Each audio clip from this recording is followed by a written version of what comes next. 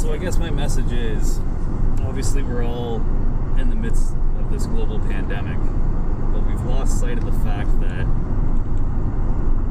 the virus itself operates in two ways. It needs a host to survive and it needs surfaces to live on. So if we eliminate hosts and surfaces for it to live on, it goes away. And the reason I say we've lost sight of this is we have all these rules. You can go into a department store and buy produce, but you can't buy shoes. Right. All businesses are closed. We're complicating the nature of the virus itself. Border closures, stay-at-home orders. It doesn't matter where you go. It matters what you do. Right. So we need to wear masks. We need to physically distance. We need to wash our hands. And it's as simple as that. I think like maybe part of the reason they're like limiting the places you can go is like the less places you can go, the less places you will go, you know. But Yeah. like again, it's pretty shady when you start like thinking down this path, you know, slippery slope, which it actually went all the way right to like. Well, and that's my point about the rule makers. Yeah. Have no competence in the public health emergency. Right. You know, as time has gone by, there are rules that don't make sense, that are totally detached from public health and safety. Yeah, we've seen that over and over and over again in the last year and some, right? Yeah. But I don't know. It is what it is. What would you think we can do about it? I mean, the solution to this... Grab the pitchforks and... No, I mean, the solution to this is... I mean, there's no easy fix. I mean, we're operating on the fly, but... Again, but aren't these the people who are literally... Like, it's their job to be able to operate on the fly? Otherwise, why the fuck do we need them? Like... They have to operate on the fly. Yeah, it's like their whole job. It's like saying, oh yeah, well, you know, these are doctors at the ER, but, you know, they have to operate on the fly. No, that's what they do. This is their job, right? Well, it's easy for them because they know illness. They know how to treat. They know how to attack, illnesses when patients present symptoms of certain disease. Right. It's not really about the doctors. It's about... Yeah, but I don't think people go to the ER with a disease, right? It's like, holy shit, this guy's got like a nail gun in his face or something. Yeah. You know, how do we fix this? So it's not necessarily something they've seen before, right? It could be totally new, and they do have to operate on the fly. Yep. And we're seeing that the people who, you know, run our government fuck up when they're left to, you know, look at Andrew Cuomo. Yeah. You know, how many people have died. And anyway, Yeah. you were saying. I mean, the reason why we're behind the 8 ball on this is, I mean, it sounds terrible, but we should have vaccinated the essential workers that go out and do the grocery shopping, go to work, and are the number one spreaders of the virus. If we had done that instead of vaccinating the vulnerable people and the people that are in old age homes, Right. Yes, they're vulnerable to the disease, and they likely would have been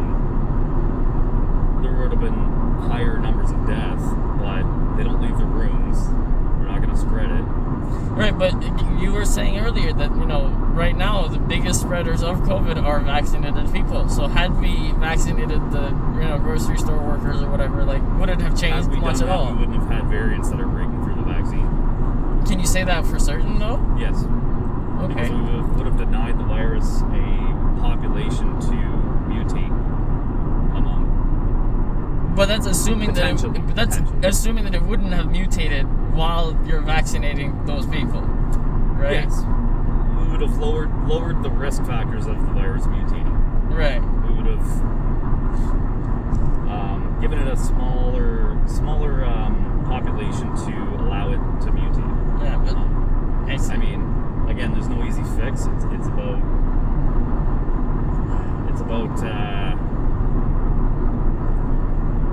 about nipping spread in the bud as soon as possible. Right. So here's my question to you, though, is like, what about like the authorities? Like, what can we do about like if there is a next time they have to deal with something? How do we prevent them from like doing shit they're not supposed to be doing? You know, the authorities, much like other moments in history that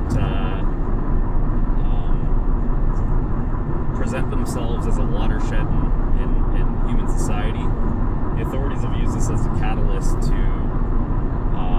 implement certain narratives, certain agendas. Right. And that's where I'm a little disappointed with civil society for not questioning things and not standing up for what's right. I mean, I don't agree with people that are anti-mask, people that protest and say COVID's fake. It's not. I'm a healthcare worker. It's not fake. Right. But the fact that policies have detached themselves from the best interest of the public's health and safety is concerning. George Carlin, great comedian. Yep, fantastic guy. One of my favorite quotes: "There's nothing more permanent than a temporary government policy." Yep. And this is that open window. This is that catalyst for governments to implement certain agendas that they can get away with without it being democratically voted upon. Or once it's in, right? It's like the Patriot Act, right? Exactly. Oh, we need to search your shoes. Yep. Yeah. So, what I wonder is, how long do we go along with this? How long do we, so a perfect case in point, I have family 3 miles away in Detroit that I haven't seen for a year and a half. Right. Because you're dangerous if you go over there. You have to fly over from Toronto, right? From Windsor to Toronto to Detroit. Yep. To get across the border. Yeah, I had someone on the channel a few months back who had a boyfriend in Detroit. She would drive up to Toronto and fly to Detroit. Yeah. And it's like, okay, so what is the logic behind this? Who is... Exactly. So if it were in the best interest of public health, it makes no sense, because by me going through 2 airports and getting on 2 planes with a bunch of strangers, puts me and my family at risk of a breakthrough infection even though I'm vaccinated. Right.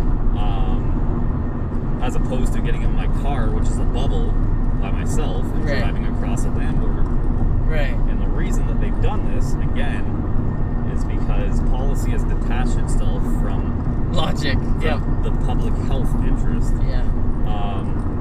Governments don't want to bail out airlines again.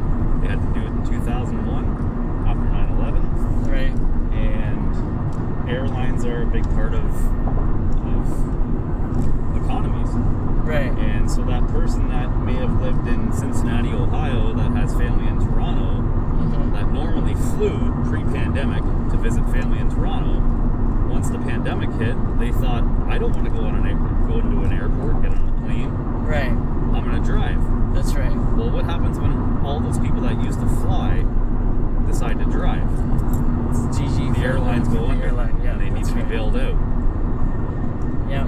So the reason why the land border is closed is because governments are forcing people, no matter how close they live to an international border, to get on a plane and fly. To keep airlines afloat.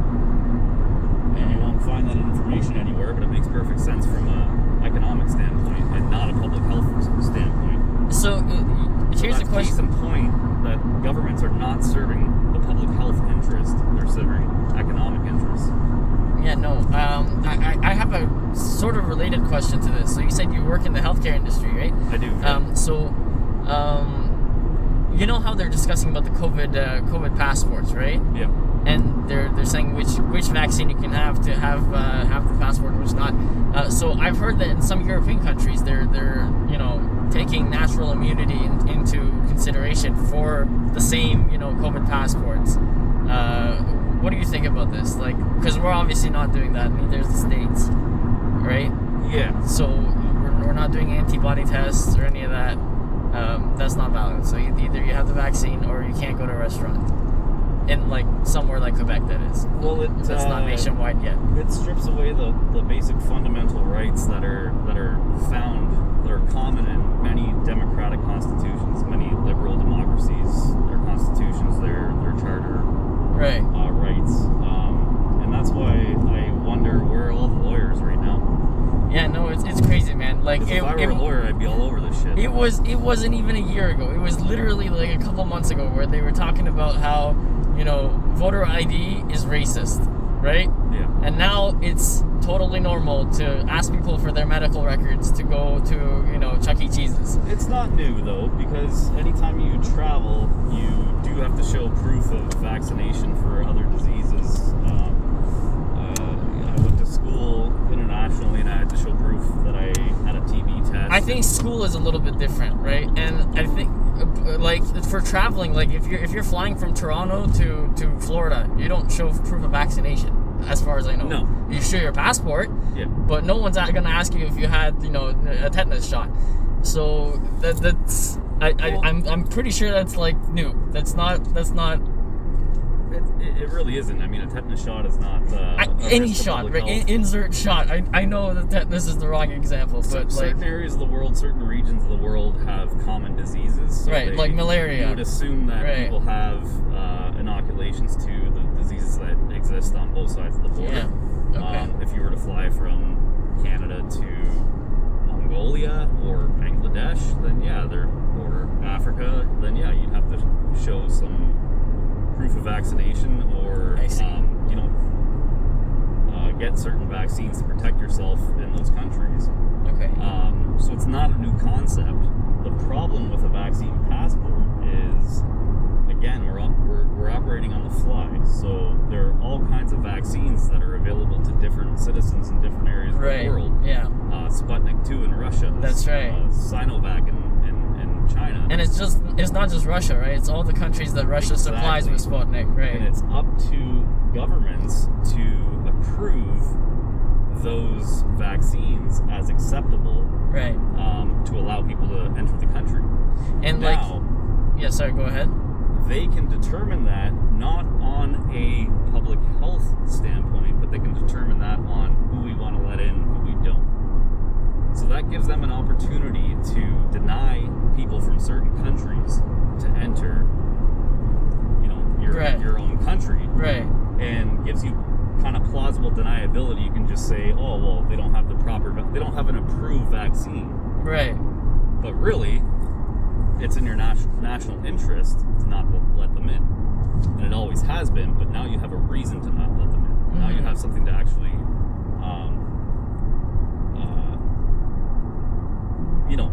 justify why to not let certain people in. So, I see. Again, this is a virus, a public health emergency that governments are now using to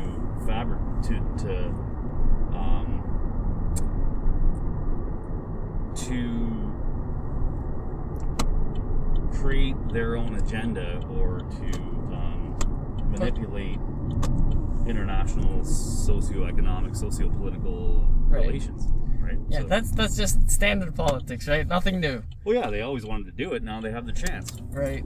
Yeah. No, it's not surprised. No, and again, why do we allow this to happen? I don't know, man. Like, I generally have a very poor view of government as a whole. Like, I'm generally. Well, the problem is you and I can say that, but unless there's 50 or 500 or 5,000 people behind us, we're not going to be the first person to. Yeah. No, I totally agree. Change. So we just sit there and we accept what's coming down the pipeline. I haven't necessarily just sat there. So I have tried to influence people, but you don't want to be pushing too much, right? Because again, as you know, people don't like talking about politics that much. No. So you don't want to be sitting with your friends or random strangers or whatever, and they're here are my political, viewpoints. Yep. You should eat them up because they're great. So I don't know, You just try to like show people, hey, this is how I think, and maybe you think the same way. Everyone has the right to their own opinion, and Yeah. I think that gets lost in translation now. People get offended so easily. Yeah. But I think the politicians have done enough in the last few years to expose themselves that we don't really need to be. This is Yeah, this is a mess. Yeah, this is quite the mess down here. How do you get to your street? Yeah, I actually live right near this road as well, so yeah, I have to bounce around this area quite a bit. Anyway, yeah. If you post this, Yeah. you're not gonna put my name or anything, or Well, I don't even have your name, man. So no, okay, I definitely just not. thought like with the Uber transaction, you have my name. No, not anything you said here. And if there's anything you don't want in here, let me know. Oh no, everything's cool. I just All right. Yeah, no, your name's not in here. Don't worry. I even people who have said their name on video, I usually cut it out. Yeah. Yeah. I mean, I'm not worried about it, but I just want to know if it is. Right? Yeah. No. Again, like, Yeah. I don't usually tag people's names unless they're like my personal friends, because Yeah. I have done that. Yeah. If you do want to check out the channel yourself sometime, it's called RideLight. This is the logo up here. Okay. Yeah, RideLight, just one word, like highlight. Nice. Since your video, I feel, is a little bit time sensitive, considering we're like talking about what's happening now, I think it makes some sense for me to like push myself to actually get that off camera and like put it online. Yeah. Because I tend to be like a few months behind on all my videos. I mean, I didn't even touch on the biggest transfer of wealth from the poor to the rich. Yeah, I know. The Jeff Bezos and McDonald's and yeah, no, it's interesting. Sorry. Yeah, thank you. Yeah. Yeah, no problem, man. Yes. Love you, brother. Thank you. You got your keys to get in? Yeah. Thank you guys. Take care. Yeah, if you want to keep going, man, I thought this might have been your stop. We can keep talking. Oh like, yeah, I'm going to River Canard. Yeah. Oh, shit. Is the second one in there? Yeah, it's in there. Nice. All right. Okay. Well, we still rolling? I think everything's actually still rolling. I haven't turned anything off. Yeah, everything's going. So yeah. So again, global pandemic. How do we use this? Like, I'm not saying that it was maliciously designed or you know, like a bioweapon. Well, it was designed, and I think it was partially maybe malicious. I mean, the jury's still out on that. So let's say it's not. What are we saying it's not? Are we saying it's not malicious, or Let's it's just not say designed? that this virus came about because of humanity's proximity to wild animals, because it's No, I think that's disease. BS at this point. I think at this point there's like 90% agreement that this is like from a lab. Well, okay, so I think we're like past the point of this is a conspiracy and this is like there's like.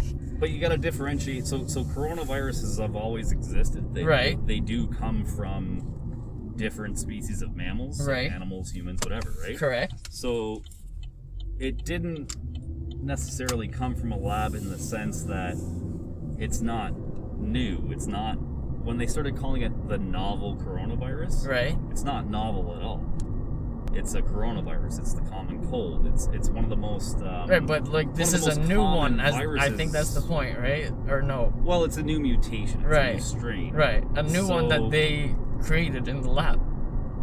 Possibly. So that's where you get to Gain of function research. gain of function research. Yeah. The fact that coronaviruses, based on their genetic sequence, is the genetic sequence of coronaviruses can be malleable. They can be engineered very easily. They can be designed, engineered to do different things through gain of function research. Right. So that presents itself as a very attractive bioweapon. Right. Which is Now- already not a good idea. Now, I'm not saying that's what happened, but I mean, it's open source. It's credible fact that gain of function tests have been done on coronaviruses to develop vaccines in the event that it becomes a pandemic in the human population. But also, to be used as a bioweapon. Right. And that's just the nature of nation states trying to be one step ahead of their adversaries. Okay, and here's an obvious question for you. Like, you're saying they can be used as bioweapons. This research is all on computer somewhere, right? They're not writing this on paper. Well, there's patents for it. There's patent for it, sure, but like I'm sure somebody has it on a computer somewhere. Absolutely. And there's an infinite number of hackers sitting around on their laptops that could probably access this information if they really wanted to. Yeah. So they could have the blueprints to the genetic sequence. Bioweapons that could do this shit for years at a time. I mean, like, you can have access to the genetic sequence of these coronaviruses, but you can't actually engineer it without a lab and without the yeah, but there's got to be someone who does have the lab. Oh, yeah, like there is 100%. millionaire that's evil gain of geniuses, function. right? That's Dr. gain of Evil that function does testing. exist. Yeah, that's gain of function testing. Yeah. So, I mean, there have been high-level leaks in labs in history that we know of. Yeah. And it's possible that this could have been what happened. Here's my problem, man. Like, I personally, so my background is in earth science, right? Okay. And I'm now gonna cross over two fields that shouldn't really have anything to do with each other, but I'm gonna make a connection here. So, Okay. in earth science, we have this thing called like a leakage from seepage tanks. So either like a septic tank or Yep. a gas tank, right? Yep. These things tend to basically always leak. They're Yep. just gonna leak eventually, Always. Yep. right? Yep. So this is just something we know. They leak. Yep. This, I think, could be applied to a lab as well, because there's gonna be there's humans working at these labs. Humans Yeah. fuck up. Yeah. So if you know this and you know how dangerous this shit is, Exactly. why would you research this? Just leave it alone. Just leave it alone. It's like the idea of Well, the reason to research it is because is to prevent something like this does happening. exist in nature, right? But here's the problem. Like, you are now trying to look for a solution for a problem that may happen. Yes. That is now causing the problem you're trying By to prevent. creating the problem right? in a lab. There you go. By And when was the last time this simulating the problem problem that you're thinking may happen has happened? Yeah. Like 100 years Like ago? this virus may have existed in a bat or a snake or a pangolin. And it didn't come out. And It didn't come out. But you're we may like, have all right, done let's go tests to figure out make what if that it comes out. leap. We may have done tests to make that leap to then understand how to stop it or how to vaccinate against it. Right, but I think that's just a bad So your idea point as is, a why whole. even do that? Why even do that? Yeah. But do we just wait for it to happen? No, like, yeah, wait for it to happen. Like, here's another geology example. Here's another geology example, man. Like, they're saying, like, volcanoes, super volcanoes, like the one in Yosemite is gonna blow. Yep. Are you gonna go do practices in the ocean of, like, let's go blow up volcanoes and see what would happen in case it blows up, you know? So then we know what to do. No, you wouldn't do that. That's insane. Yeah, you don't do a test run. So if you know that labs leak, don't do this shit, right? Yeah. Don't do it. Yeah. It's pretty obvious. Yeah. But like, someone is like, there's millions of dollars of government research going into this. I am a driver, and I can logic this out, and these people couldn't. Why would the funding be there? The funding's there because it makes sense from a national security standpoint. Or from someone getting rich standpoint, right? I guess, people get rich off this shit. I want to go with the theory that they have jobs. You know, big pharma needs a disease to sell vaccines. It's not even that, man. It's not even set up any problem, right? Be like, hey, we're gonna pave this dirt beside this highway. Do you know how many jobs you could set up because of this if you wanted to? Yeah. Right? It doesn't have to be big pharma or anyone. It just has to be like, just create bureaucracy, right? And people get jobs. Yeah, I mean, right? It's just like. But a lot of jobs have been lost, and a lot of industry has suffered from this. Sure. So But then, like, then what? it begs the question. You know, is there that select elite group of CEOs and corporations? Well, that's obvious, right? That Like. are actually driving the narrative of human evolution. For sure. Like, here's an obvious connection. Jeff Bezos owns the Washington Post, right? Yes. I'm sure the Washington Post, I don't follow them, but I'm sure they had interesting spins on why we should do lockdowns while Amazon gets to keep their factory workers next to each other. I'm sure that happened, right? And make sure you close small business. There you go. Order So everything online. to think that, maybe there's some CEOs out. No, they exist. They're in broad daylight, and during the last year, they doubled their money from 100 billion to 200 billion, right? Now, the thing that I wonder is, was this planned? Sorry to interrupt, but at the end of it, he builds a giant dick and he sends it to space. I know, yeah. It's amazing. Yeah. It's amazing. Yeah, Richard Branson kind of had some words about that. He didn't want to ride that phallic thing into space, but... Well, we talked about Dr. Evil earlier, right? Yeah. Yep, anyway. I mean, I wonder, are corporations taking advantage of this because it came along? Or was this a planned thing? I mean, they planned the leak, or they planned the lockdown, or they planned what?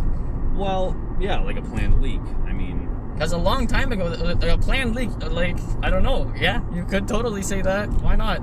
Here's some story came out. This is from today, if not yesterday. I'm pretty sure I saw this morning.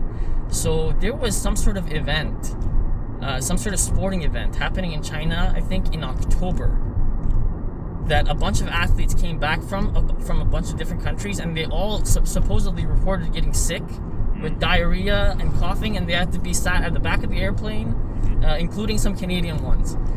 I'm not going to go too much into this because I don't remember enough from the story, and I don't think there's enough about it out yet, but I've gotten this from some actually legitimate sources. So I'll try to link something here if I find something. Sounds like what was happening to diplomats in Cuba. When was that? That was last year, maybe even going back to almost 2019, where foreign diplomats in Cuba were... Yeah, well, this was 2019, from dizziness and disorientation, and they suspected sonic attacks. Sonic attacks? Yes. Okay, so this is not COVID related at all. No, this is not COVID related. No. The one I'm saying is this is the new frontier of warfare. I see. So I should get this out there. I have a master's in military studies. Okay. I have also master's certificates in counterterrorism and national security. Okay. So what we think of warfare in the conventional sense, bombs, nuclear weapons, chemical weapons, biological weapons, that's sort of a relic of the past. There are new means of attack that can give nations plausible deniability, because the weapons themselves are new and revolutionary and not regulated by the international laws of warfare. Okay. It's not outside the realm of possibility that this is what's happening with this virus, and like I said, with sonic attacks in Cuba. The conventional sense of warfare is again like a relic of the past. It's not about it's not about sending people in to run at each other. Not at all. It's about ruining economies. It's about introducing disease. It's about there's knocking out satellites. It's like totally new frontiers in the spectrum of warfare. Space Force. Yeah, I mean that's sort of more of an obvious one, but I mean even the Russians have a torpedo that could detonate in the Atlantic Ocean and send a tsunami into the east coast of North America. It's pretty sick. Yeah, so I mean, what 30 megaton nuclear weapons could do, this one bomb can do now. I don't know how we got on this, but there's a lot of strange things going on in the world. A lot of confusion in the sense that we always thought the world was regulated by nation states and how governments interact with each other, but it's not about that anymore. Corporations actually have more power than a lot of nation states, right? And it's actually a threat to a lot of nation states. Well, they were going to have even more, right? With the TPP, they were supposed to be governing themselves for a while, but that didn't go through. So when they have the ability to drive a narrative with media, to control economies, right. that kind of renders weapons useless in the conventional sense, bombs and bullets and things like that. And I think we're seeing the dissolution of nation states in the conventional sense, borders, national armies. We're seeing corporations and the elite, the 1%, actually taking power over nation states and driving the future of humanity. And their influence is so powerful that they don't need weapons. They just need a narrative. They need money. And they can do just as much damage and chart the future of the history of humanity with those capabilities. Actually, we're right here. Okay, so here's a question though. Like, is it always like corporation? Does the dynamic not reverse? Like, for example, if you remember the whole China with the NBA situation a few months back, you know how like they said some shit about Taiwan in the NBA, and then everybody started like apologizing, and you know, so that's an example of several corporations basically bowing down to a state, right? Yeah, so that's the opposite of what you're saying. The U.S. initially had a defense treaty with Taiwan because they represented the democratic side of China, right? Going back to 1954, right? Now it's not so much that they are trying to uphold and be a champion of democracy. Most of the world's microchips are made in Taiwan. So now that defense treaty is not about protecting democracy, it's about securing microchips for industry. Right. Yeah. Well, there's always an interest, man. I'm sure like you, with all your military knowledge, know better than anyone. That's not good for the future of humanity, because we realized that enlightenment and liberalism and democracy and human rights were the way forward, and we've lost that, and now we're all about economic interest and control. And it's gonna be interesting when the wars about water start coming out soon. We're gonna go through a lot of turmoil. So the stuff you're talking about, the bio warfare and the sonic booms and whatnot, throw that on top of someone fighting for water. Yes, that's gonna be fun. Losing their country to sea level rise. Or nations splitting and whatnot. Because of resources. Like that's a thing. Yeah. I don't know. Well, thank you. Thank you, sir. I'm right here, so. Great video. I'm gonna try to post this tonight if I can. Post that. Yeah, absolutely. That was a good conversation. If you want to check it out, RideLight is the channel. Nice, thank you. Yeah, one word. Cool. All right, take care, man. Good night.